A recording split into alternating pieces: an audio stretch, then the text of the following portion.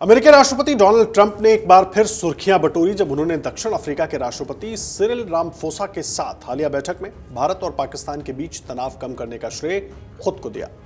Trump ने दावा किया कि उन्होंने भारत के ऑपरेशन सिंदूर के बाद दोनों देशों के बीच सीमा पर भड़की हिंसा को व्यापार के जादू से शांत करवाया। इस दावे को भारत ने बार बार खारिज किया है और डोनाल्ड ट्रंप है कि मान ही नहीं रहे। पाकिस्तान की ओर से ट्रंप को बार बार धन्यवाद दिया जा रहा है और डोनाल्ड ट्रंप भी रह रहकर एक ही पहाड़ा रट रहे हैं कि मैंने दोनों देशों का झगड़ा सुलझाया है। भले ही मौका यह कहने का हो या ना हो, ट्रंप की क्रेडिट खाने की आदत जा नहीं रही है। बहरहाल, ऑपरेशन सिंदूर के बाद पाकिस्तान के साथ सीज फायर होने पर किसी तीसरे देश की भूमिका नहीं थी।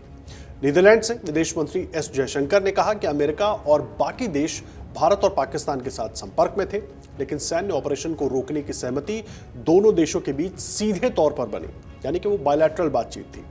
भारत ने शांति स्थापित करने की प्रक्रिया में शामिल देशों से साफ कहा था कि अगर पाकिस्तान फायरिंग रोकना चाहता है तो उसे हमें सीधे बताना होगा, और ऐसा ही हुआ। जयशंकर ने यह भी बताया कि अमेरिका अकेला नहीं था, कुछ और भी देश इस प्रक्रिया में शामिल थे। ये सब कुछ एस जयशंकर ने एक साक्षात्कार के दौरान कहा। साक्षात्कार में एस जयशंकर ने कई और महत्वपूर्ण सवालों के जवाब भी दिए।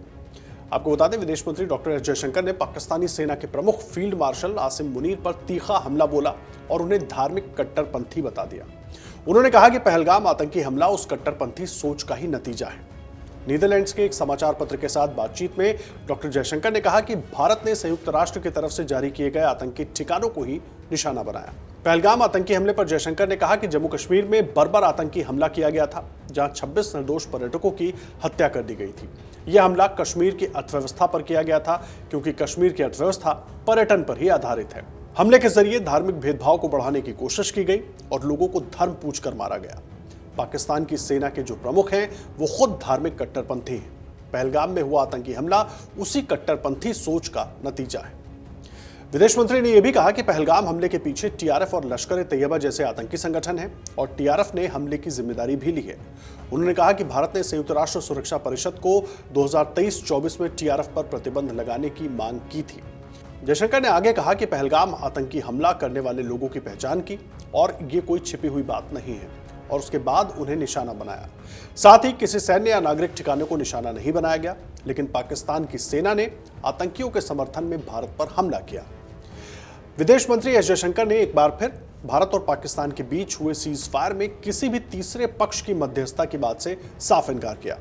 उन्होंने कहा कि भारत और पाकिस्तान के बीच संघर्ष विराम द्विपक्षीय तौर पर हुआ। भारत ने जब 10 मई को पाकिस्तान के खिलाफ जवाबी कार्रवाई की तो पाकिस्तानी सेना ने स्वीकार किया था कि हमें संघर्ष विराम चाहिए, और अब तक जो लोग देश में ये मांग कर रहे थे कि संघर्ष विराम पर डोनाल्ड ट्रंप की तरफ से जो दावे किए जा रहे हैं उस पर भारत सरकार औपचारिक तौर पर अपना पक्ष रखे या भारत सरकार की तरफ से विदेश मंत्री की तरफ से कुछ बात की जाए, एस जयशंकर ने साफ तौर पर दो टूक शब्दों में ट्रंप को उनका जवाब दे दिया है।